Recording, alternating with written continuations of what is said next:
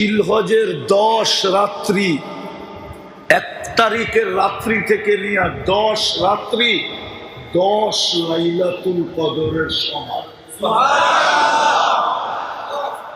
10 লাইলাতুল কদরের সমান। কোরআন বলে ওয়ালায়ালিন আশ ওয়াল ফজরি ওয়ালায়ালিন আশ। আল্লাহ জিলহজের 10 রাত্রের কসম খাইছে। ও উম্মতে মুহাম্মাদি, তোকে কোয়ালিটিফাই বানানোর জন্য, যাতে তুই 1 রাত্রেই হইতে পারস, এই জন্য লাইলাতুল কদর দিলাম। যদি ওইটা ছুটা গেল তো 2.5 মাসের 2 মাসের মাথায় আবার 10টা রাত্র দিলাম তোকে। প্রত্যেকটা রাত্র একটা লাইলাতুল কদরের সমান। 10টা দিলাম তোকে।